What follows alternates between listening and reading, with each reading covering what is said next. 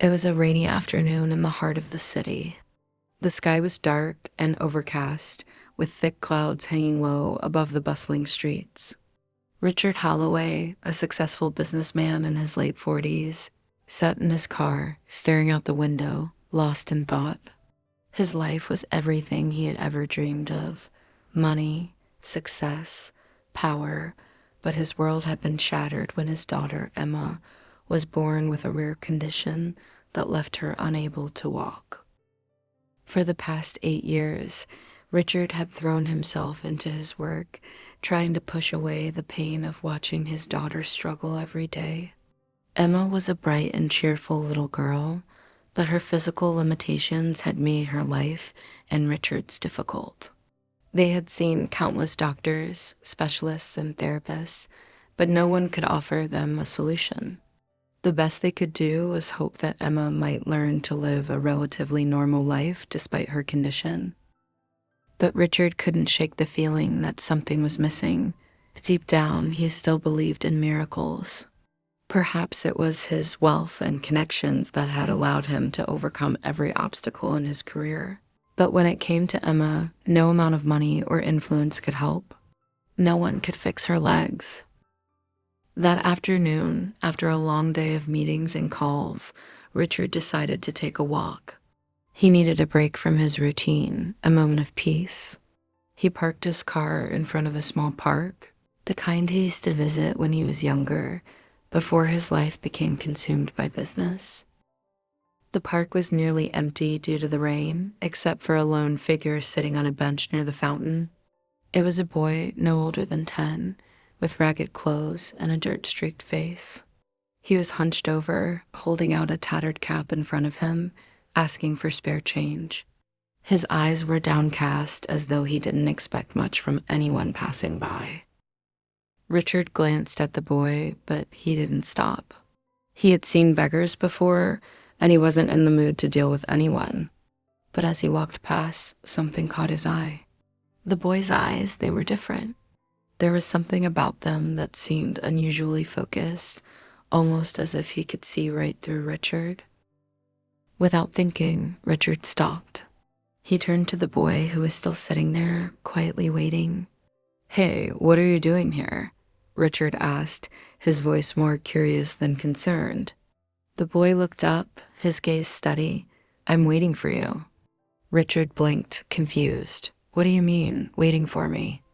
The boy's expression didn't change. "Your daughter, Emma, she will walk again." Richard felt his heart skip a beat. His breath caught in his throat. "What did you just say?" The boy stood up slowly, his face serious. "I said your daughter will walk again. I can help her." Richard felt a chill run down his spine. It was absurd. How could a boy like this know anything about his daughter? And how could he possibly help? There was no miracle. Richard had come to terms with the fact that nothing could change Emma's condition. The boy took a step forward, and Richard instinctively took a step back. "Who are you? How do you know about my daughter?" Richard demanded. "I know because I can see what others can't," the boy said softly. "Your daughter's legs are not broken. There's nothing physically wrong with them. She just needs the right guidance. If you believe, she will walk again." Richard shook his head, feeling a mix of anger and confusion. "This is nonsense. You can't possibly know what you're talking about. My daughter's condition it's not something you can just wish away. We've been to the best doctors, the best therapists. Nothing works." The boy's gaze softened, but his voice remained firm. "I'm not asking you to believe in magic. I'm asking you to believe in her, believe that she can do it. She just needs the right environment, the right encouragement. If you let go of your doubt, she will walk." Richard was taken aback. No one had ever spoken to him like this before. Certainly, no one had ever spoken to him with such conviction about his daughter. And yet the boy's words somehow resonated with him. It felt like a spark of hope, something he hadn't felt in years. "You really think she can walk?" Richard asked, his voice trembling slightly. "I know she can. The boy replied, "But you have to let her try. You have to give her the chance, and you have to trust me." Richard was silent for a long moment, unsure of what to say. Was this boy truly offering him a solution, or was it just another empty promise? He had been promised hope before, only to be disappointed time and time again. But then he remembered the way the boy had looked at him, the way his words had struck a chord in his heart. Maybe, just maybe, this was the sign he had been waiting for. "Okay," Richard said finally, his voice barely above a whisper. "What do I need to do?" The boy smiled, his eyes twinkling with a knowing light. "Take her to the park tomorrow. Let her play. Let her feel free. And when she falls, don't pick her up right away. Let her try again. She needs to learn that she's strong enough to stand on her own." Richard nodded, his heart pounding in his chest. It seemed so simple. Could it really be that easy? The boy turned to leave, but before he did, he looked back at Richard. "She will walk. But you have to believe in her first." With that, the boy disappeared into the rain, leaving Richard standing alone in the park, his mind racing with possibilities. He couldn't explain it, but he felt something shift inside of him. Could this really be the miracle he had been waiting for? The next day, Richard took Emma to the park. He didn't know what he expected, but he followed the boy's advice. He let Emma run, fall, and try again.